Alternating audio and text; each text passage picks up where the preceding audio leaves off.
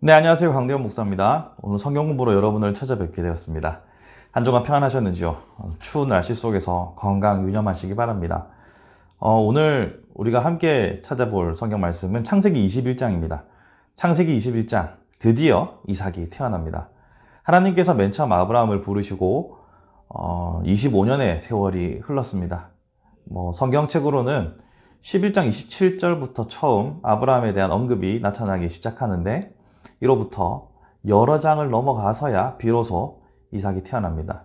처음 하나님께서 아브라함을 부를 때부터 자식에 대한 약속을 주셨지만 25년이라는 세월은 결코 짧은 세월은 아닙니다. 그렇지만 하나님께서는 끝까지 약속에 신실하셨고 결국 그에게 사라를 통하여서 이삭을 낳게 하십니다. 자, 그런데 경사만 있는 것은 아닙니다. 이 아들이 태어남과 동시에 이스마엘과의 갈등은 하갈과 이스마엘과의 갈등은 극에 달하게 되고 이제 자식을 내보내게 되는, 이스마엘을 쫓아내게 되는 결과를 낳게 됩니다. 이 일을 보시면 아들을 그러니까 사지로 몰아넣는 것이죠. 그러니까 용고도 없이 어미와 아들 둘만 내보낸다. 이것은 거의 사형 선고나 다름이 없는 일입니다. 그런데 이렇게 아들을 버리는 일은 처음 있는 일이긴 하지만 쌍으로 나타나는 경향이 있는 아브라함의 역사를 한번 생각해 보면 흥미롭습니다. 이게 왜 흥미롭냐면요.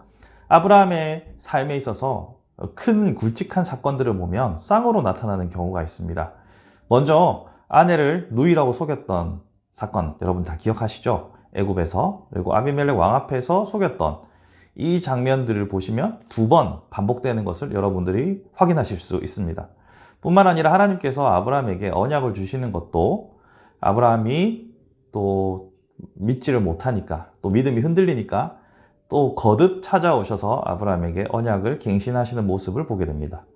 또 아브라함이 아들을 버리는 것, 처음에 이스마엘을 버리는 것, 그리고 이삭을 버리는 것, 참 어떤 명확한 의미를 제가 다 확인하지 못했지만 쌍으로 나타나는 큰 굵직한 사건들을 볼 수 있는데요. 그 중에 오늘은 아들을 버리는 첫 번째 사건입니다. 물론 그 전에 하갈이 이스마엘을 데리고 가출했던 적이 있긴 합니다만 그것은 아브라함이 정확하게 명시적으로 나가라라고 한 것은 아니고요. 아브라함이 직접 자신의 손으로 자신의 생명을 던져놓게 되는 것은 두 번의 사건 중 이번이 첫 번째라고 보시면 됩니다. 그런데 이것이 참 쉬운 일인가? 결코 쉽지 않습니다.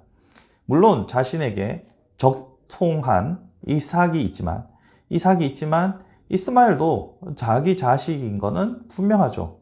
자기 아들을 내친다, 사지로 몰아넣는다. 이거 어느 아비가 쉽게 할 수 있겠습니까? 분명히 인류의 쪽으로 보면 잔혹하고 냉혈한 아버지로밖에 비춰질 수밖에 없죠. 그것은 부정할 수 없습니다. 하지만 아브라함이 어떻게 그런 결정을 할 수 있었는가를 살펴보면 그의 행동이 납득이 되며 동시에 칭찬받는 일이라는 것을 볼 수 있습니다. 먼저 한번 살펴보시면 본문 21장 12절 13절을 함께 보겠습니다. 하나님이 아브라함에게 이르시되 내 아이나 내 여종으로 말미암아 근심하지 말고 사라가 내게 이른 말을 다 들으라. 이삭에게서 나는 자라야 내 씨라 부를 것임이니라. 그러나 내 여종의 아들도 내 씨니 내가 그로 한 민족을 이루게 하리라 하신지라. 지금 아내가 하도 성화가 극심하여서 어쩔 수 없이 아이를 사지로 내몰았다라고만 보긴 어렵습니다. 하나님께서는 분명히 이스마엘을 통해서도 복을 주실 것이고 그의 후손들을 창택케 하리는 약속을 주십니다. 그렇기 때문에 아브라함은 믿음으로 아들을 보낼 수 있었던 것이죠. 물론 다음 장에서 다룰 이삭의 문제도 마찬가지입니다.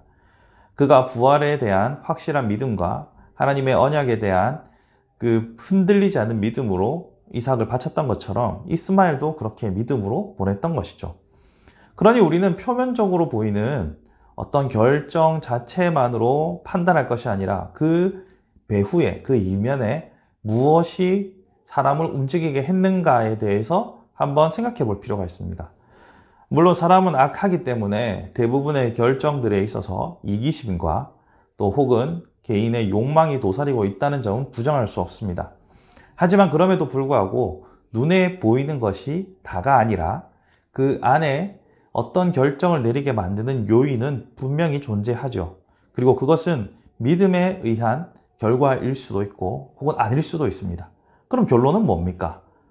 알 수가 없다는 거죠. 아브라함은 표면적으로 봤을 때는 자식을 버린 냉혈한 아버지지만 다른 한편으로 보면 믿음으로 순종한 사람이다라는 결론을 내립니다.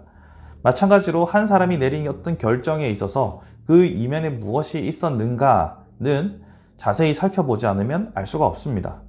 그런 의미에서 다른 사람을 향한 어떤 평가와 판단은 언제나 우리에게 조심스러울 수밖에 없다는 결론을 우리는 얻게 됩니다. 예수님께서도 타인에 대해서 말하는 것에 대해서 극도로 조심하라고 하셨죠. 그리고 네가 하는 비난으로 비난받을까 조심하라고 말씀하십니다. 그러한 의미에서 우리가 한 사람이 하는 모든 행동들에 대해서 일일이 다 비난하거나 혹은 칭찬하거나 너무 우리의 입방아에 오르내리는 것은 위험하다라는 결론을 우리는 얻게 되는 것이죠. 저는 사람들의 많은 행동들을 보면서 많은 생각들이 지나갑니다. 왜 저렇게 했을까? 또 왜 저럴까? 하지만 그것을 공론화시키는 것이 위험하다는 것을 알기 때문에 극도로 조심하려고 애를 씁니다. 소문의 발원지가 되지 않기 위해서 애를 쓰는 것도 있고, 또 언제나 저의 판단과 생각이 틀릴 수 있다는 생각에 두려워서 쉽게 입을 떼지 못하겠습니다.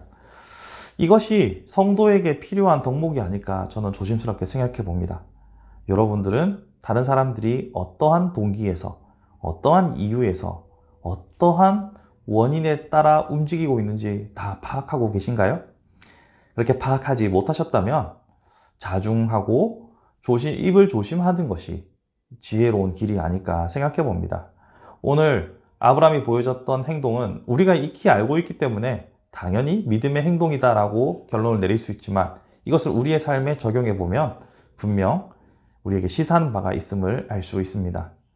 사랑하는 성도 여러분, 여러분들도 다른 사람들의 행동이 도무지 이해가 되지 않고 왜 저럴까? 라는 의문을 거의 매일 하실 거라 생각합니다.